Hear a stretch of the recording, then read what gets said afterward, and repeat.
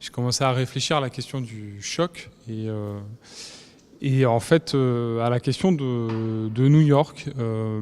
Alors ça, c'est une photo de New York juste après l'ouragan Sandy, qui est un ouragan qui a en fait éteint la lumière notamment dans tout downtown Manhattan pendant plusieurs jours et qui a été vécu par beaucoup de New-Yorkers. Enfin, moi, je faisais mon terrain à ce moment-là comme la peur du retour au blackout des années 70.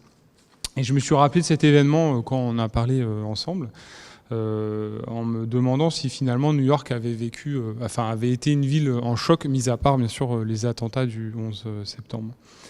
Et de fait, ça m'a rappelé la crise fiscale de New York dans les années 70. En fait, dans les années 70, New York est au bord de la crise financière. Il y a un taux de criminalité qui explose et il y a de gros problèmes d'infrastructure. Ce qui fait que New York a aux États-Unis cette image de ville en déclin et que c'est un déclin qui est complètement irréversible.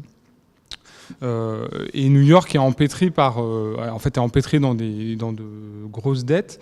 Et en 1975, le gouvernement fédéral décide de ne pas aider la ville de New York à se sortir de ses dettes. Et en 1975, c'est aussi le moment où New York, où il y a un blackout, donc une coupure d'électricité généralisée dans la ville de New York. Et des émeutes assez importantes, notamment dans les quartiers latinos et afro-américains. Il faut savoir que dans les années 40-50, en fait dans les années post-Seconde Guerre mondiale, la ville de New York, c'est un petit peu le pont avancé du libéralisme américain, à la fois en matière de lutte contre la pauvreté, lutte contre le racisme. C'est une ville avec un gros réseau d'infrastructures, avec des syndicats importants qui reflètent la population de New York, c'est-à-dire une population très working class. C'est ce que l'historien Joshua Friedman indique ici. En fait, dans les années 40-50, il est assez clair que la ville de New York doit être gouvernée pour ses habitants, c'est-à-dire la population en majorité ouvrière. D'abord majorité ouvrière blanche, puis de plus en plus ouvrières noires et afro-américaines et caribéennes et latino. Et c'est pourquoi en fait l'annonce du président Ford de dire en fait on ne va pas bail out New York, on ne va pas faire sortir New York de sa crise, parce qu'en fait si on fait sortir New York de sa crise, un jour ça va être les États-Unis qui vont faire sortir de sa crise. C'est ce qu'il dit ici en fait.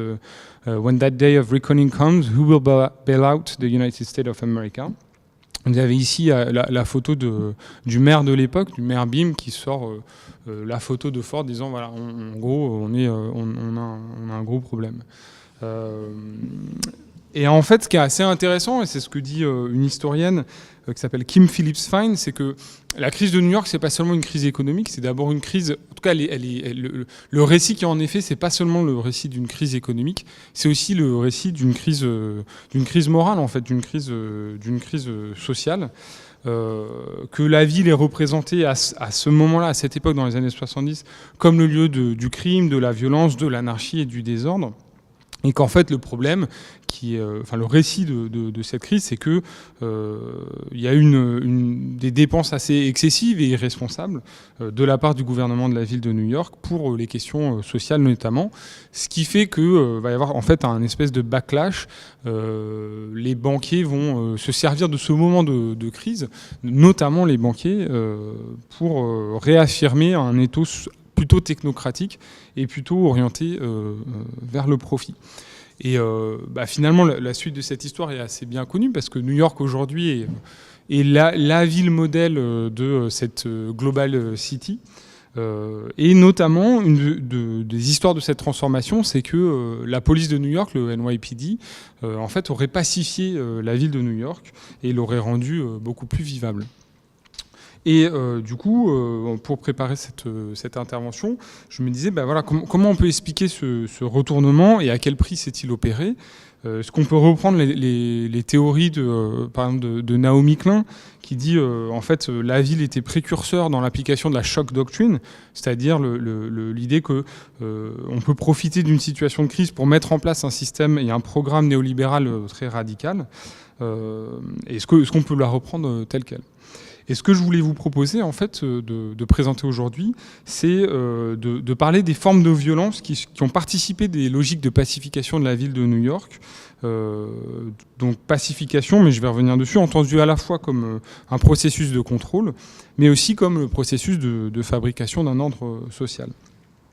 Et ça, je voulais vous le montrer tout particulièrement à partir de mon terrain, qui est un terrain dans le Bronx. Alors, le terme de pacification, c'est un terme qui est employé de manière assez courante dans la littérature.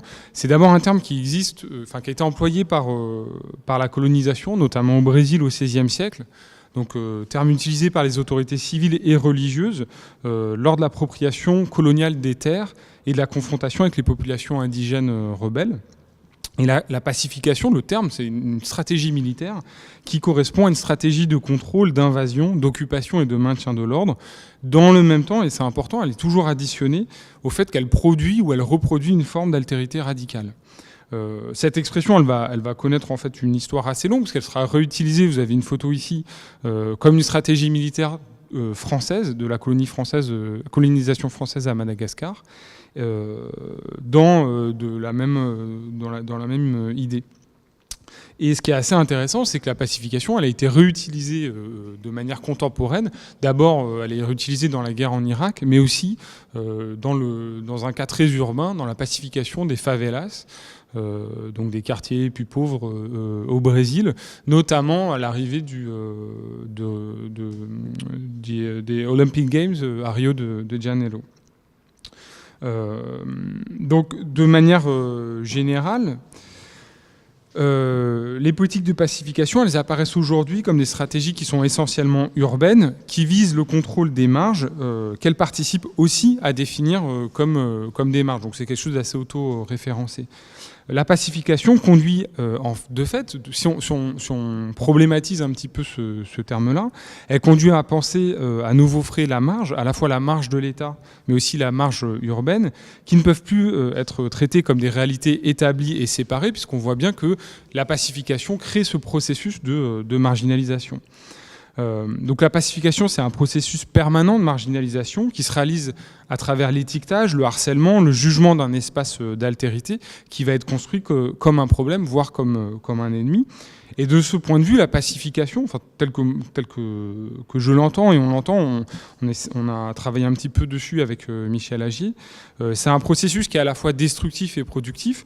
Destructif d'abord dans l'utilisation de la violence, qu'elle soit militaire ou policière, pour supprimer toute forme de résistance, mais aussi productif parce que en fait, la pacification est employée pour construire un ordre social sur des populations qui vont être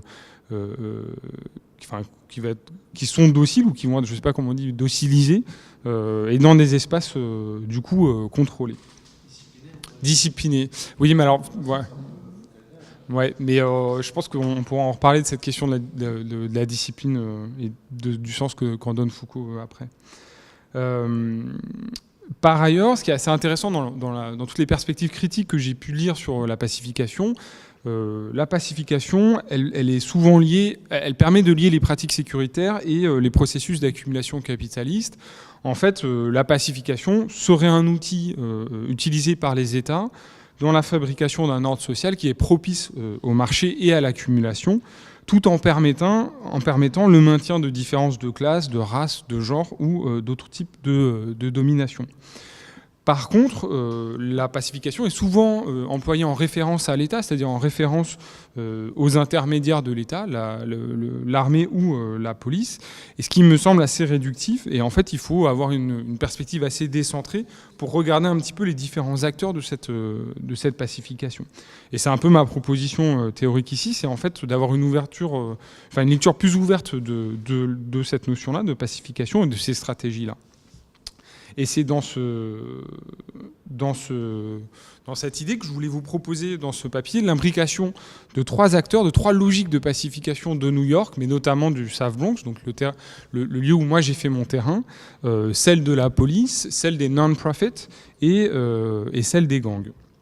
Alors, assez rapidement, le South Bronx se situe juste au-dessus de Manhattan. C'est l'un des quartiers les plus pauvres de la ville de Manhattan, qui concentre encore aujourd'hui le plus fort taux d'homicides et une population qui vit pour la plupart dans ce qu'on appelle les public housing, c'est-à-dire les offices HLM.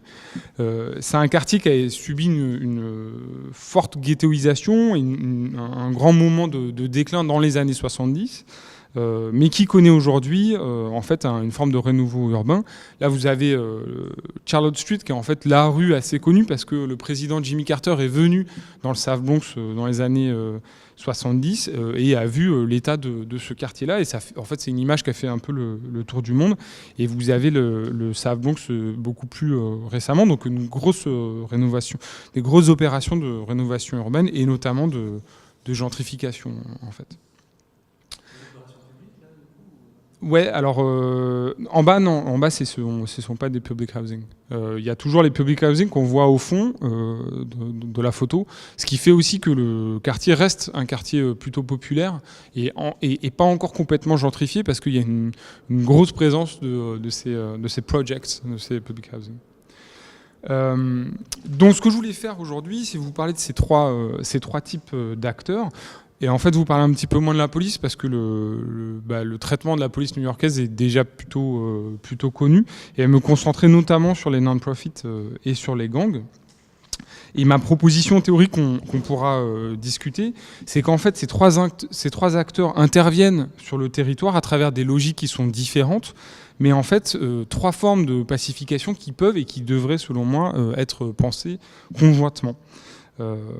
Et pour ce faire, il me semble qu'il faut passer par l'expérience des habitants et donc du coup par au moins de l'ethnographie.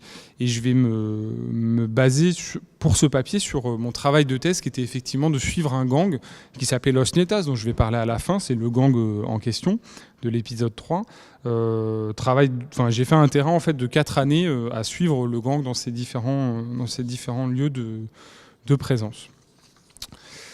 Et je vais commencer à chaque fois par une petite histoire qui se suit, qui parle de ces mêmes personnages. 28 septembre 2012, Dips, un portoricain d'une trentaine d'années, poste sur les réseaux sociaux un message concernant deux de ses amis, Mickey et Yandel, qui viennent de se faire arrêter par la police après un contrôle de routine. Âgés de 35 ans tous les deux, Yandel et Mickey ont déjà subi des contrôles de ce type, que ce soit dans le métro ou dans la rue. Mais cette fois-ci, la police n'en est pas restée là et embarque les deux hommes au commissariat. Mickey va finalement être relâché assez rapidement, mais Yandel va être transféré à Central Booking, à Downtown Manhattan, donc l'endroit où on transfère les cas les plus importants. Et son dossier, en fait, va être examiné plusieurs jours plus tard par un juge. Parce qu'en fait, Yandel avait un mandat d'arrêt à son nom et du coup, quand les policiers l'ont arrêté, ils l'ont transféré directement au tribunal. Et quand je revois Mickey plus tard, il me dit non, mais compas, t'inquiète, c'était une erreur de dossier, le juge a été obligé de me relâcher. Pour autant, Yandel restera enfermé plusieurs semaines chez soi, de peur que cette histoire se renouvelle. De fait, cette situation est assez fréquente à New York et elle est l'une des conséquences du système stop and frisk, qui est en fait une des pratiques de contrôle, des techniques de contrôle policière qui visent en fait à rechercher des armes à feu qui seraient cachées, mais qui ont été mises en place, en fait, qui sont assez vieilles, qui ont eu en tout cas une importance sous Rudolph Giuliani, les pratiques de tolérance zéro, qui ont été suivies sous l'administration Bloomberg et l'administration de Blasio, et qui en fait, dans le South Bronx, ont un effet d'une véritable occupation du territoire par la police, et qui est surtout vécu par les habitants du South Bronx comme une forme de chasse à l'homme, en fait. Mais ces situations en fait de manhunt, de chasse à l'homme, s'accompagnent aussi d'une autre forme de présence policière qui est liée en fait à la disparition, ce que j'ai appelé disparition par soustraction, à la fois l'incarcération massive aux États-Unis des hommes de couleur, surtout des hommes en fait, et dans des cas plus graves mais tout aussi avérés, la mort suite au contrôle policier. Et loin d'être isolés, ces deux phénomènes, c'est-à-dire incarcération massive et homicide, ont pour effet de soustraire de manière systématique une partie de la population des ghettos et notamment des hommes de couleur. Et donc de fait, c'est pour ça que j'ai réduit la partie du non-profit, de la police. Mais c'est important quand même de comprendre que le mythe de la reconquête de New York, elle renvoie d'abord à une logique de pacification qui est mise en place par la police et par une forme de surprésence policière, à la fois d'occupation du territoire, de contrôle systématique de ses habitants, qui a pour corollaire une forme d'insécurité chez les habitants du ghetto, et surtout l'intériorisation de la violence policière de ces mêmes habitants. Donc j'en viens maintenant au deuxième épisode, dont je vais parler un peu plus longuement, qui est la question des non-profits. En fait, quand moi je rencontre Mickey pour la première fois en 2012, il est à la recherche d'un travail et surtout, il vit avec sa femme, Jazelina, et certains de leurs enfants dans ce qu'eux appellent un shelter, qui est fourni par l'Agence publique pour les sans-abri de la ville de New York. En fait, un shelter, c'est des appartements qui vont être donnés aux populations les plus pauvres, pas forcément aux populations sans-abri, mais aux populations qui ont du mal à se loger. Et ce qui est intéressant, dans le cas du South Bronx, mais dans le cas des villes américaines, c'est que la gestion de ces shelters, elle est assez symptomatique de la gestion néolibérale des quartiers paupérisés des villes américaines, qui en fait, loin de subir les désengagements de l'État, vont mobiliser ces shelters des multiples formes d'intervention, à la fois privées et intermédiaires, qui vont articuler gestion, politique de sécurité et criminalisation. Ces shelters-là sont gérés, le shelter de Mickey est géré par une organisation non-profit ou une organisation de quartier. Les organisations non-profit à New York ont été très importantes, se sont beaucoup développées suite au Civil Rights Movement, donc dans les années 60-70, et ont eu pour effet, dans un premier temps, de réduire la criminalité dans les quartiers les plus pauvres, comme le South Bronx. Et là, la photo que vous avez, c'est une organisation communautaire assez importante dans le South Bronx, qui a été l'un des piliers de toute la lutte et toutes les politiques radicales latino dans le Bronx. Et en fait, moi, ce que j'ai vu quand j'arrive dans les années 2000, c'est qu'il y a une évolution de ces non-profits, de ces organisations communautaires, qui, en fait, et notamment celles qui sont liées à la question du logement, qui, en fait, vont passer d'organisations communautaires qui aident les populations du South Bronx à des entreprises orientées vers le profit. Et de ce fait, ces entreprises participent de la construction d'un marché de la pauvreté au sein duquel le rapport entre for-profit et non-profit s'avère assez flou. Alors, juste petit point de vocabulaire, j'emploie non-profit et organisation communautaire de la même façon. Toutes les organisations communautaires ne sont pas non-profit et inversement. En fait, dans mon terrain, et puis en fait, il y a plusieurs types de non-profit. Il y a la non-profit du CEO de Facebook ou de Belinda de la Gates Foundation, qui est une non-profit avec beaucoup d'argent, et la non-profit dont je vous ai montré tout à l'heure avec très peu d'argent. Mais en fait, sur le terrain, à la fois les personnels de ces organisations, les politiques, les médias et les gens comme Mickey vont appeler ces organismes communautaires des non-profits. Et donc c'est pour ça que j'utilise ce terme-là. Pour pouvoir rester dans le shelter avec sa famille, Mickey doit prouver qu'il y travaille.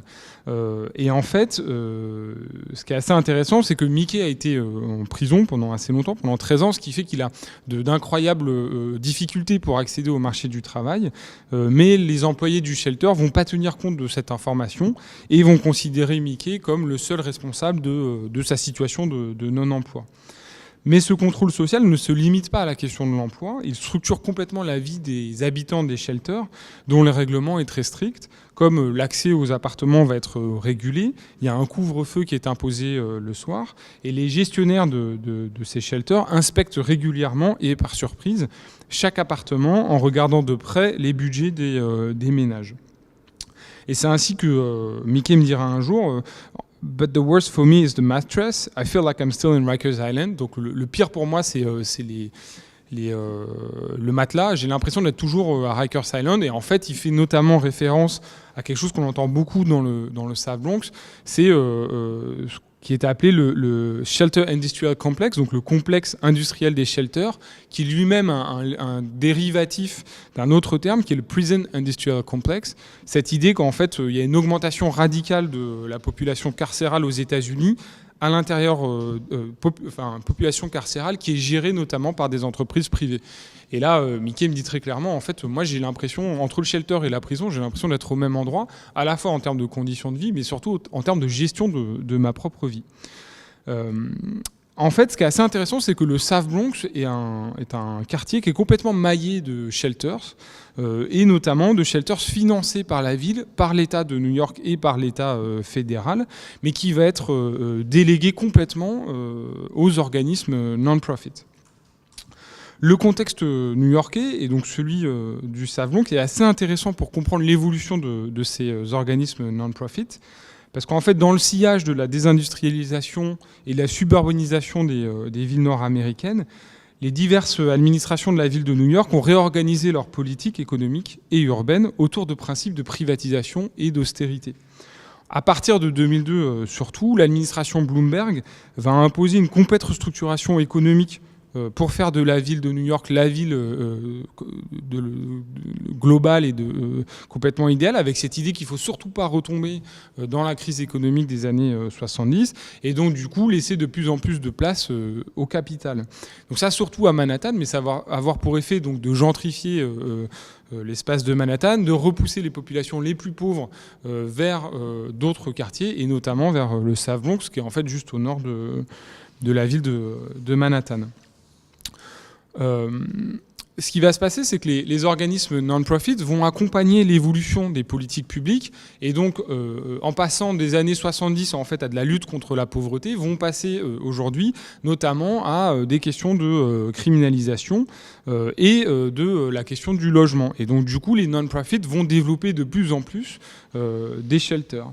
Et pour vous donner un exemple d'un arrangement financier, dans le cas des shelters, c'est que les organisations non-profit avec lesquelles moi j'ai travaillé vont capter de l'argent en tant que non-profit, donc à but non lucratif, vont capter cet argent-là, donc de l'argent public, et en fait le réinvestir dans des filiales for-profit qui s'occupent de la maintenance, de la sécurité de leur immeuble. Donc ce qu'elles font en fait, c'est qu'elles prennent cet argent public, qu'elles réinvestissent dans leurs propres structures, qui pour le coup sont des structures for-profit.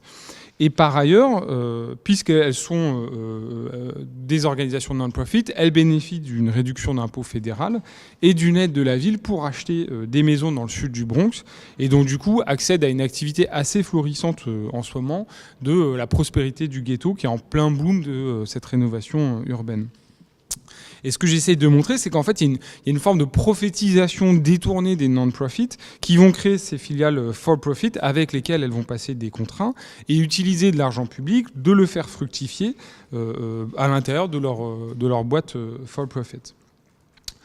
C'est ce que Duvaux appelle par exemple une hybridation, et moi ce que j'appelle un floutage de la logique for-profit et non-profit au niveau des associations communautaires. Et on a donc complètement une transformation de ces associations qui sont des associations de quartier dans les années 60-70 et qui deviennent des associations de type managérial aujourd'hui.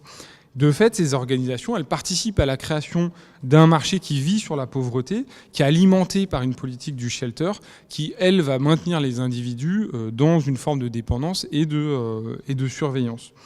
Et au bout du compte, les programmes sociaux qui sont gérés par les non-profits sont eux-mêmes liés d'une façon ou d'une autre à l'intervention du marché, ce que la sociologue américaine Margaret Summers appelle le market-driven governance.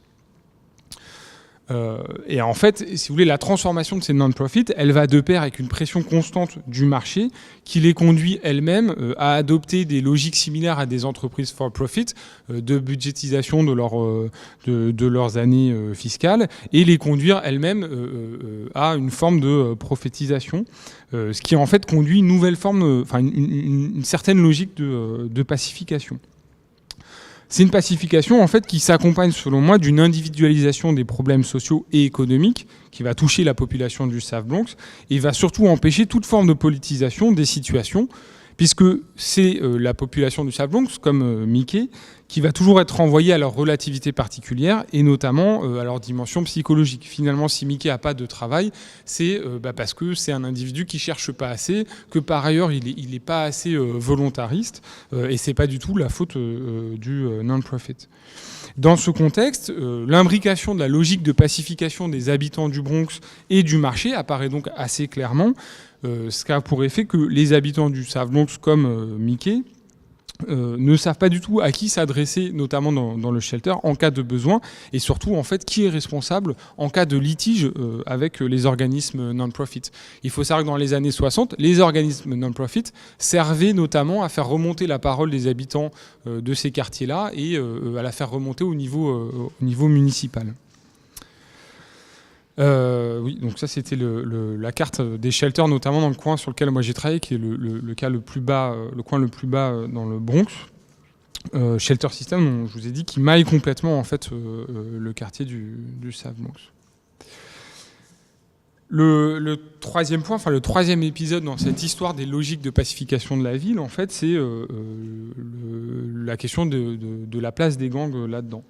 Ce qui est assez intéressant, c'est que Mickey et Yandel, enfin c'est intéressant, c'est moi qui les ai choisis, donc c'est assez, en fait, c'est tout à fait logique dans l'argumentation du papier, mais font partie d'un gang d'origine portoricaine qui est fortement implanté dans le South Bronx et qui s'appelle Los Nietas.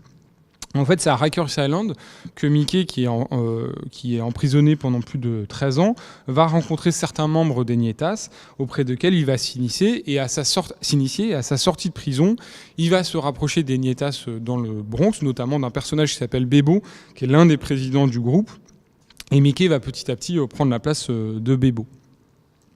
Dans les années 90, les Nietas vont être avec les Latin Kings, l'un des plus gros gangs du South Bronx et l'un des plus gros gangs en fait à l'échelle de New York, à la fois en termes de nombre de personnes, mais aussi en termes de violence.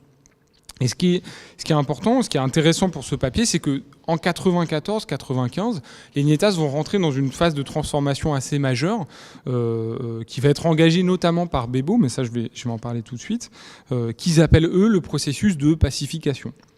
Selon les mots de Mickey, qu'on voit ici, en fait, les Nietas passent d'un gang violent, c'est-à-dire ce que lui il appelle le gang banging, à une organisation plus structurée qui va être impliquée dans la politique et notamment dans l'organisation du South Bronx, qu'il appelle le gang organizing. Gang organizing qui vient de community organizing, donc les associations de quartier. Et donc l'histoire de cette mutation interne et de cette transformation des Nietas fournit un troisième éclairage sur la pacification urbaine de New York, ce dont je voulais vous parler pour finir. Alors, les Nietas, ils se constituent d'abord dans les années 70 dans le système carcéral portoricain, en fait comme une organisation politique informelle de protection de prisonniers à l'intérieur des prisons. Suite aux grandes vagues d'immigration dans les années 80 de portoricains sur toute la côte est américaine, et notamment à New York, les Nietas vont se reconstituer dans le système carcéral américain, enfin Porto Rico étant américain aussi, mais mainland, et notamment à Rikers Island, donc la prison d'État de New York, et vont devenir dans la fin des années 80 un gang de prison très important. Pour la première fois de leur existence, en 90, tout début 90, les Nietas vont sortir des prisons et devenir une organisation de rue et en fait un gang de rue. D'abord dans le South Bronx, ensuite à Brooklyn, et en fait vont complètement essaimer sur toute la côte est américaine, donc aller jusqu'à la Floride. Parallèlement à ça, par le truchement en fait de l'expulsion de deux prisonniers équatoriens de Rikers Island, les Nietas, qui étaient Nietas à New York, les Nietas vont se redévelopper à Guayaquil City, donc en Équateur, et au Pérou. Et en 2000, suite à l'immigration d'Équatoriens en Europe, les Nietas vont se développer, notamment à Barcelone, à Madrid, mais aussi dans certaines villes italiennes. La quatrième phase que j'ai pas vue en fait, qui est une phase de retour, quand certains Nietas vont être expulsés d'Espagne, ils vont retourner en Équateur, mais aussi vont partir dans d'autres pays, notamment le Chili, où ils vont recréer des groupes. Alors moi je voulais me concentrer donc plus particulièrement sur la partie new-yorkaise. Et il y a 2 périodes qui sont intéressantes pour la partie new-yorkaise. La première période qui va du début des années 90 à 95, et la période qui va de 95 en fait à ma période d'enquête. La première période, en fait, c'est une période où il y a plusieurs chapters, donc sous-groupes Nietas, qui se développent de manière assez désorganisée dans le South Bronx, sans avoir de connexion entre eux. Et en fait, il va y avoir assez rapidement, donc entre 90 et 93, plus de 700 membres qui vont se déclarer Nietas dans le South Bronx, et donc plus de 33 chapters, dont vous avez quelques-uns dessinés ici. Il s'appelle Chapters. Eux-mêmes s'appellent comme des chapitres en fait. Ouais. Chapters en anglais, capitulo en espagnol. Et en fait, ce qui est important de cette période-là, c'est que les Nietas vont rentrer dans des guerres de gangs, notamment des guerres de territoire qu'ils appellent le turf. Et en fait, toute l'activité Nietas réside dans les années 90-95 à une guerre entre groupes territoriaux. Vous avez ici le chapter 74, qui est en fait le chapter que Bebo va développer le premier. C'est un des premiers chapters du South Bronx, qui est complètement... Donc les petites étoiles noires, ce sont des chapters ennemis, Zulu Nation ou Familia, et donc du coup qui vont se rentrer dedans. Les membres de chaque chapter vivent à proximité du territoire de chapter, c'est-à-dire à côté du parc, dans le public housing du coin. Et de ce fait, on peut caractériser les Nietas de cette période comme des street corner society, qui était le terme employé par le sociologue William Footwright à propos des gangs de Boston, c'est-à-dire des gangs qui sont liés essentiellement à un enjeu territorial et de guerre entre gangs. On est en plein dans les années 90, donc on est en plein du moment Giuliani, de la tolérance zéro, et aussi en pleine épidémie de crack. Les Nietas vont pas être une entreprise de commerce de drogue, mais individuellement, les membres des Nietas vont vendre de la drogue.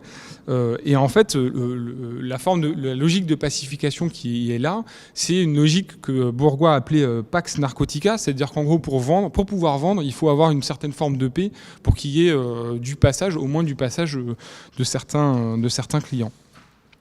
La deuxième période, qui en fait commence à partir de la moitié des années 90, qui est assez progressive, et en fait la période de la Junta centrale, c'est un moment où les Nietas vont décider d'une superstructure qu'ils appellent la Junta, qui est censée chapeauter tous les chapters. Cette superstructure, elle rentre de plus en plus dans la vie des chapters de Nietas, notamment en unifiant certains chapters. C'est-à-dire que les chapters les plus petits, comme le chapter de Bebo, chapter 74, où il n'y a que 15 membres, la Junta centrale va lui dire, mais en fait, il n'y a pas assez de membres, il faut que tu t'unifies avec un autre chapter qui est plus loin, et en fait de plus en plus loin. Et la Junta centrale va faire passer dans le South Bronx les Nietas de 33 chapters à 13 chapters uniquement. Et par ailleurs vont demander à ce que les chapters arrêtent de se nommer par leur nom de territoire, c'est-à-dire par exemple Long Avenue Fellows ou Simpson Street Decoration, ils vont s'appeler par exemple chapter 74. Ce qui est intéressant, enfin ce qui est important là, c'est qu'avec la Junta centrale, les Nietas vont être à un moment où ils sont le plus forts parce qu'ils vont être le plus centralisés, et donc avec des capacités d'action contre les gangs ennemis les plus fortes, mais c'est aussi un moment où en fait ils se déterritorialisent. De fait, puisqu'on a des énormes chapters qui vont en fait petit à petit faire toute la partie est du Bronx ou toute la partie sud du Bronx, l'identité territoriale du chapter existe beaucoup moins. On a notamment des membres des chapters qui viennent désormais de Brooklyn et qui font des allers-retours pour les réunions.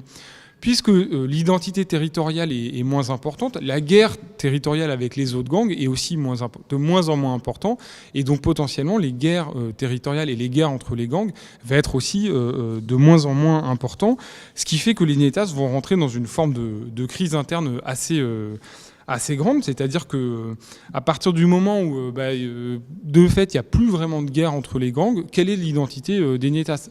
Alors en fait c'est plutôt quelle est l'activité principale des Nietas? Cette forme de crise interne, elle va être résolue de 2 façons. D'abord par le Young Lord Party que vous avez en photo ici. Young Lord Party, c'est l'équivalent des Black Panthers pour les portoricains. 2 ex-membres des Young Lord Party vont aller voir les Nietas en leur disant « Attendez, vous ne faites que du mal à votre communauté en vous battant entre eux. Il faut que vous soyez beaucoup plus impliqués politiquement. et donc vont les impliquer dans toutes les massives manifestations contre la violence policière, vont impliquer les Nietas et les Latin Kings pour faire service d'ordre, et vont notamment impliquer les Nietas dans du travail de sous-main pour certains politiciens du South Bronx. Ce sont les Young Lords qui vont aussi mettre en place l'UFC, c'est-à-dire l'United Family Coalition, un espace dans lequel toutes les grosses familles ou tous les gros gangs de New York se rencontrent pour pouvoir discuter des conflits. La deuxième façon dont cette crise de sens va se résoudre, c'est en fait à travers Bebo, qui décide, avec l'aide des Young Lords, de retourner à Porto Rico et d'aller chercher l'histoire de l'association. L'association, c'est les Nietas, c'est le même, ils utilisent les deux mêmes noms, et notamment l'histoire d'un personnage important qui est Carlos La Sombra. Carlos La Sombra, qui est le fondateur des Nietas, et en fait, qui était un prisonnier de droit commun, mais très proche des prisonniers politiques pro-indépendantistes et socialistes portoricains, qui va être influencé par eux, avec en fait un discours très politique. Donc là, vous l'avez, Carlos, ici au milieu, avec le bras levé. Carlos a été l'un des leaders d'une motine, d'une émeute de prison qui a lieu en 1974 à Porto Rico. Donc en fait, 3 ans après l'émeute de Attica, donc la prison à New York, qui va être soutenue par les Black Panthers. Et donc Carlos La Sombra utilise ce moment politique pour faire le même type d'émeute et réclamer des droits pour les prisonniers politiques. Ce qui va se passer, c'est que Bebo, en fait, on va chercher l'histoire des Nietas à Porto Rico et revenir à New York et écrire un livre qui s'appelle le Liderato avec les autres leaders, livre en fait qui va recouper la philosophie, les lois et l'histoire de Carlos La Sombra. Et en fait, ce pèlerinage, moi je fais mon hypothèse, en fait, c'est que ça permet la transformation du régime d'action des Nietas, qui passe d'un régime d'action de gangbanging, comme dit Mickey, à du gang organizing, c'est-à-dire une repolitisation en fait du groupe. Et donc on a en fait une transformation de la logique de pacification. Dans les début des années 90, on a une pacification qui est liée à la guerre territoriale, à la guerre liée aussi à la question de l'accumulation de prestige, mais aussi l'accumulation capitaliste liée à la drogue, à une pacification qui est beaucoup plus interne. Là, vous avez le slogan des Nietas, Lucha comparte progresa, vive en paz y en armonía. Donc en gros, il faut lutter, il faut progresser. Et donc du coup, on a une pacification interne, comme Bebo dit, pacifying the mind, change the action and transform the individuals. Et donc quelque chose qui est beaucoup plus lié aux individus et aux Nietas, une sorte, ce que moi j'ai appelé dans mon travail, de théologie du quotidien, c'est-à-dire cette idée qu'il faut se transformer nous-mêmes. J'en arrive du coup à ma conclusion, j'étais un petit peu long. Ce qui est intéressant en fait à travers ces 3 épisodes, c'est que dans ces 3 épisodes, on peut suivre la trajectoire de Mickey, qui à la fois, comme la plupart des habitants des ghettos, sa trajectoire va dépendre et se construire vis-à-vis des interactions avec plusieurs acteurs, la police, les non-profits dans le shelter, mais aussi le gang et les leaders de gang. Et de fait, Mickey doit négocier avec des formes de contrôle, de dépossession, de marginalisation de la pauvreté ou de disparition, mais aussi à des formes de pacification qui sont liées à son gang. Donc il y a 3 logiques de pacification. Le travail policier, qui constitue donc une pacification. En fait, c'est 3 logiques qui sont 3 logiques urbaines très différentes. La police va pacifier la ville d'une manière dynamique par occupation et par quadrillage de l'espace urbain, alors que les non-profits va pacifier la ville par une logique de maillage du même territoire urbain, alors qu'inversement, les Nietas vont être dans une logique en fait, d'un moment où ils occupent le territoire à un moment de déterritorialisation, et donc du coup la pacification se fait de manière beaucoup plus individuelle. Ces 3 logiques qui sont donc plurielles de pacification, qui peuvent être contradictoires, mais qui se rejoignent finalement dans la transformation de la ville de New York post-choc des années 70. Et appréhender ensemble ces 3 modes d'intervention permettent de concevoir la ville comme une situation où vont être reliés des agents divers qui interviennent et qui y vivent. Penser les espaces à partir de leur pacification met en lumière la pénétration récente du marché dans les ghettos, articulée au renforcement des politiques publiques sécuritaires, mais aussi à la place des gangs qu'il faut voir comme un tout uni. Du coup, voir ces trois logiques-là permet aussi de remettre un peu en cause ce récit assez linéaire et unilatéral de la ville qui s'est pacifiée par sa police. Voilà, j'aurais plein de choses à dire, mais je pense qu'il faut s'arrêter à un moment donné. Merci, c'était vraiment très intéressant. Il y a beaucoup de choses à dire, mais ce que je trouve très intéressant aussi, le point dans lequel je trouve une liaison avec mon intervention et ton intervention, c'était que tu as appelé les passages du groupe banging au groupe organizing, qui peut-être c'est une autre façon de lire, dans une façon disons, historique, la différence que j'ai proposée entre microcriminalité et criminalité organisée. Mais ce qui m'intéresse surtout, c'est que, si j'ai bien compris, dans les passages du groupe banging au groupe organizing, on a besoin de construire une tradition, une identité, c'est que je dirais une face, au niveau qui est soit symbolique, soit normatif. Et ma question, c'est est-ce que tu penses qu'on peut interpréter de cette façon ces passages du groupe banging au groupe organizing? Parce que c'est ce qui s'est passé avec la criminalité organisée en Italie, qui au début est née dans les prisons de la domination espagnole du sud de l'Italie du 19e siècle, et après on est passé du groupe banging au groupe organizing, et ils ont inventé une tradition qui n'existait pas, une tradition des chevaliers qui venait de l'Espagne, qui est tout à fait inventée, mais qui était nécessaire pour construire une identité qui est liée au passage de ce que tu appelais le banging, ce que tu appelais le niveau de l'organizing. La deuxième question est, dans le cas de la criminalité organisée italienne, c'est intéressant aussi la liaison entre cette tradition, les passages au niveau de l'organisation et les rituels. Ouais. Est-ce qu'il y a un niveau de pratiques rituelles dans les passages du groupe banging au groupe organizing? Est-ce qu'il y a une liaison entre l'invention de cette tradition et des rituels dans lesquels cette invention de la tradition est pragmatiquement réalisée? C'est ça.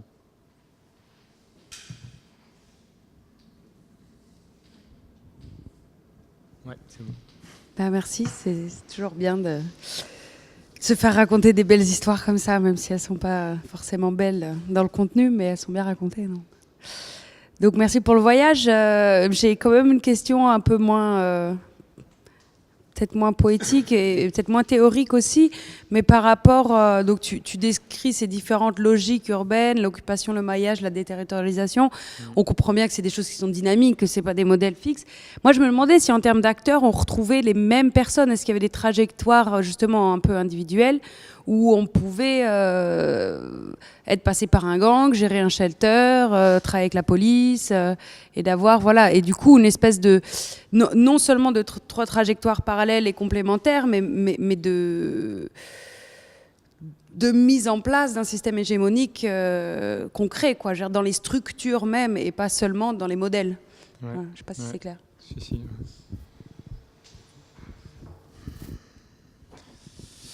Merci beaucoup, c'est vraiment une séance hyper intéressante. Moi j'avais deux remarques.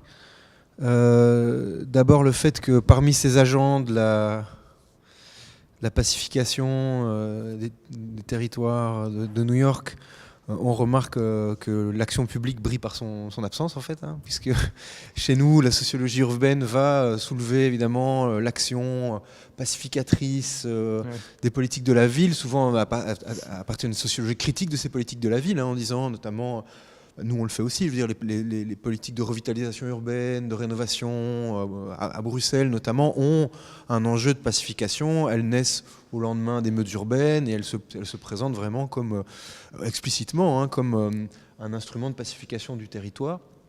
Mais bon, à Bruxelles, on n'a pas ou moins de gangs, on a moins aussi de de shelters où ce sont pas les seules structures sociales dont on dispose, ce qui est pas loin d'être le cas dans le Bronx, et on n'a pas un quadrillage policier ou des pratiques de stop and frisk semblables à New York. Donc, ce que je veux dire par là, c'est que d'abord, l'absence criante de l'action publique positive, j'ai envie de dire, pas régalienne, mais sociale, au-delà du shelter, hein, donc un travail d'action publique plus profond, manque cruellement, enfin en tout cas brille par son absence aux États-Unis. Je veux dire, ça fait partie d'une culture politique. Bon, je veux dire, on peut difficilement taper sur les non-profit organizations pour leur rôle de pacification et de contrôle, de discipline, etc., sans soulever le fait qu'elles doivent se débrouiller dans un contexte où elles sont un peu seules en tant que filet social pour ces personnes-là. Voilà, je voulais soulever ça. Et parallèlement à ça, peut-être insister quand même sur le caractère parfois un peu, à mon avis, excessif d'une certaine sociologie critique de l'action publique telle qu'on la connaît, par exemple à Bruxelles ou même en France, qui vont critiquer ces dispositifs d'action publique de rénovation urbaine comme d'horribles politiques machiavéliques de discipline des territoires, de pacification des quartiers, etc., alors qu'on comprend un petit peu finalement comment derrière l'absence de ces instruments ou de ces politiques publiques, on a d'autres agents qui interviennent et qui sont le shelter, le gang et la police. Enfin voilà, il me semblait qu'il y avait des éléments à discuter là-dessus. L'autre aspect, rapidement, c'était que parmi ces agents de la pacification, la police a un rôle un peu ambigu en fait en tant que pacificateur, puisque on comprend bien qu'elle pacifie en soustrayant, comme tu le dis, stop and frisk, grande proportion importante des jeunes hommes noirs américains en prison, etc., donc qui ne sont plus sur place pour causer de troubles. Par contre, on retient du bouquin récent là, de Alice Goffman, On the Run, que la présence ou la surveillance policière ou la politique policière dans des territoires comme le Bronx, même si elle les étudie à Philadelphie, a pour conséquence en fait pas de discipliner les gens et de créer de l'ordre social, mais en fait de créer du désordre et du chaos, puisque on a affaire en fait à des individus qui, bien loin de se discipliner, de rentrer dans le rang, de produire des comportements positifs, sont constamment on the run, en train de filer, de développer une vie sociale chaotique. Et donc, finalement, le gang, en tant qu'agent pacificateur et créateur d'ordre, a peut-être créé l'ordre que le risque omniprésent de surveillance policière ne crée pas, quoi. Bon, voilà. Et plus largement, voilà, peut-être une troisième question, c'était se poser un peu la question de la pacification. Est-ce qu'on peut essayer de la conceptualiser, de la définir un peu plus précisément, sachant que dans un cas comme dans l'autre, dans un contexte qui est celui des États-Unis ou d'une ville comme New York ou celui qui est celui d'une ville comme Bruxelles ou d'une ville comme Paris, on a affaire à des moyens finalement et des combinaisons de moyens très différents pour s'arranger de la concentration de pauvreté urbaine et de ce qu'elle promet comme désordre et comme violence. Et donc comment on peut penser cette pacification, quelles sont les différentes combinaisons d'agents pacificateurs qu'on peut retrouver, voilà. Alors, pour la question de l'invention de la tradition, du rituel, c'est assez intéressant. Il y a 2 semaines, j'ai fait une présentation sur la loi dans les systèmes criminels, et notamment à partir des Nietas. Et une des premières questions, remarques, c'est mais alors, finalement, tes Nietas, ils sont ultra durkheimiens. Ils sont dans la constitution de groupe avec tous les codes de ce que le groupe devrait être. Et de fait, mais ça, bon, comme tout groupe, c'est-à-dire que oui, il y a une invention tout groupe, je ne sais pas si je peux me permettre cette généralisation, mais oui, il y a une invention de la tradition, il y a une invention du rituel. La loi qui existait avant, qui existe avant ce passage du banging au organizing, va être reprise de manière beaucoup plus ritualisée. Il y a des rituels autour de la mort de Carlos Lasombra, donc chaque fin de mois, qui participent effectivement à la construction de ce groupe. Moi, mon hypothèse, c'est de dire ce qui permet ce passage-là, c'est notamment cette réinsertion dans l'histoire, en fait, dans cette continuité historique. Et aussi, et ça c'était une thèse dont on a parlé de Deborah Pucciodden, de la place de l'écriture, en fait, qui montre que l'écriture permet d'une certaine manière de plus pacifier les relations, en fait, de faire passer des conflits d'ordre sanglant à travers l'écrit, en fait. Et effectivement, je pense que la question du rituel et de la tradition est très importante à ce moment-là parce qu'il y a une crise de sens. Donc il y a besoin de recréer une raison d'être des Nietas. Pour ta question, Chloé, en fait, par exemple, Bebo, après avoir été chef de gang, il est devenu community organizer, donc activiste dans une non-profit. Et il en vit pas très bien, de fait, mais il en vit. J'ai pas d'exemple de gangsters qui sont devenus policiers, mais ça doit sûrement exister. En fait, justement, moi, ce que j'avais envie de montrer en parlant de pacification et en parlant de ces logiques différentes, c'est qu'il y a 3 types de normativités qui se mettent en place dans la ville, qui sont concurrentes, en fait. Quand tu regardes le gang et la Pax Narcotica du gang selon Bourgois et la police, sont des normativités, c'est des façons de faire dans la ville, c'est des pacifications de la ville qui sont complètement différentes, mais qui pourtant peuvent être pensées ensemble dans une forme de... Alors après, il faut réfléchir, est-ce que c'est un assemblage, est-ce que c'est... mais bon, qui, à mon sens, doivent être mises en perspective et pensées ensemble. Alors, New York a été très connu pour son action publique dans les années 40-50, qui a été complètement coupée avec la crise des années 70. Il y a encore de l'action publique à New York.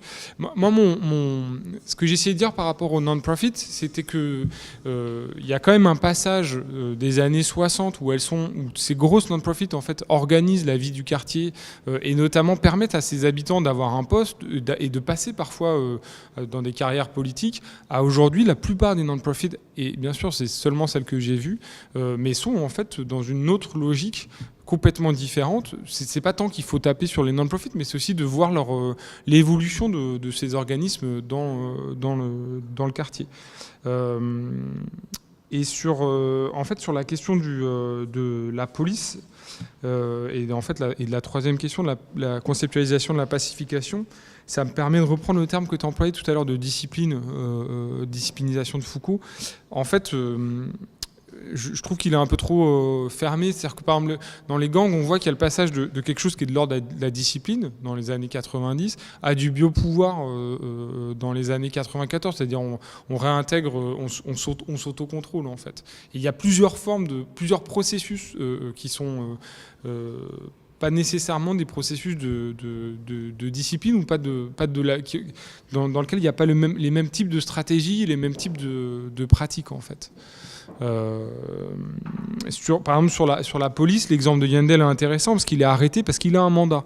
Donc c'est l'exemple de Alice Goffman en fait. C'est des gens qui ont des mandats de manière assez fréquente. Moi, tu vois, j'ai pas nécessairement la même lecture de Goffman. Pour moi, ce qu'elle montre, c'est pas des vies désordonnées, c'est au contraire des vies complètement régies par ce système de warrant, de mandat, qui font qu'en fait, il y a plein de...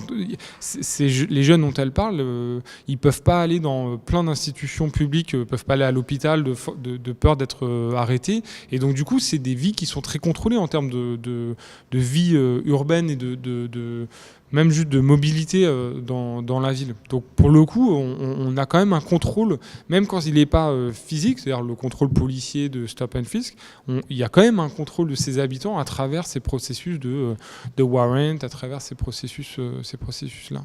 Ce que je voulais dire allait peut-être dans le sillage de ce qu'a dit Mathéo tout à l'heure sur la distinction, ce qu'il faisait entre protection et sécurité.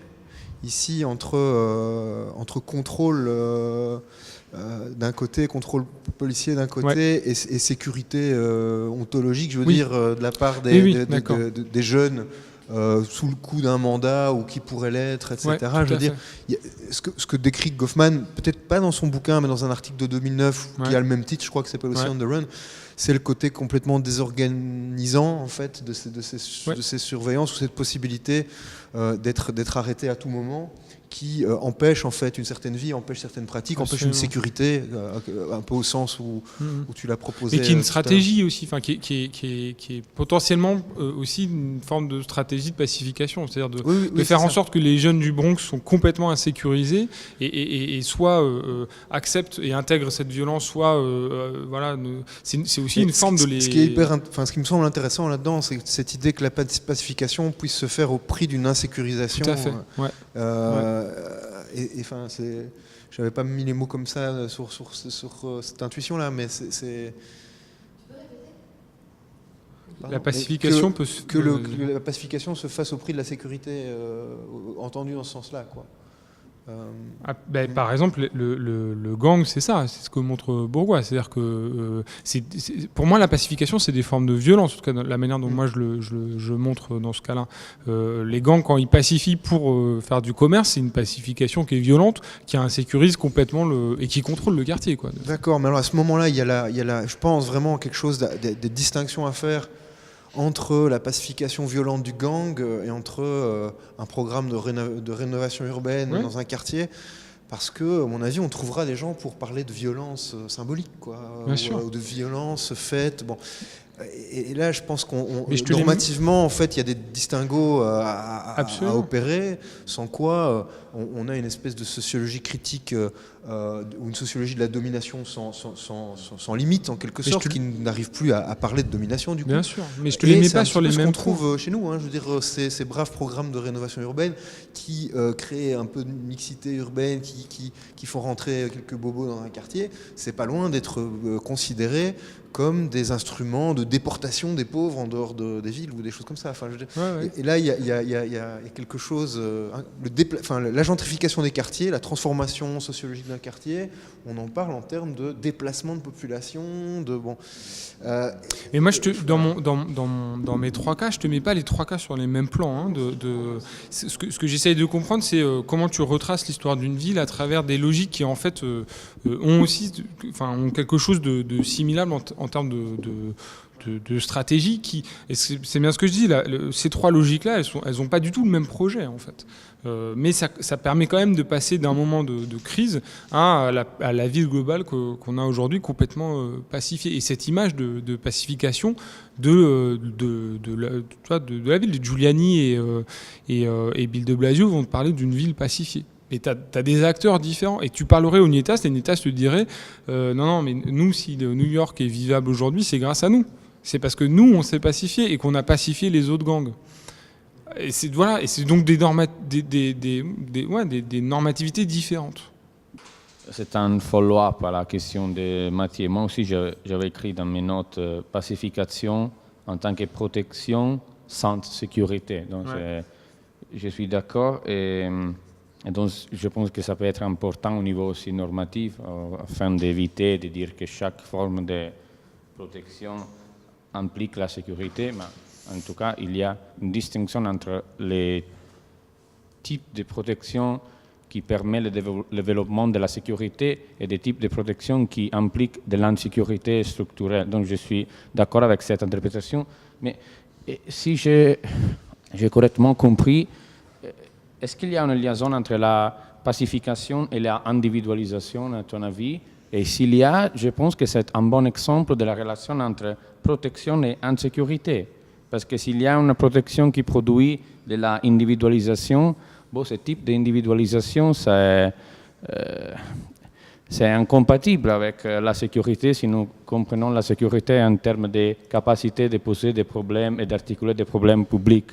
Et donc, peut-être qu'un des mécanismes par moyen desquels, dans le cas de la pacification que tu as décrit, il y a une protection et en même temps de l'insécurité, peut-être un des mécanismes, c'est celui de l'individualisation. Et Et c'est une chose qui était très importante aussi dans les sociologues des années 30 dans les États-Unis, l'idée que l'individualisation produit paradoxalement l'insécurité de l'individu. Donc, peut-être que ce n'est pas une question, mais c'est encore un développement du débat.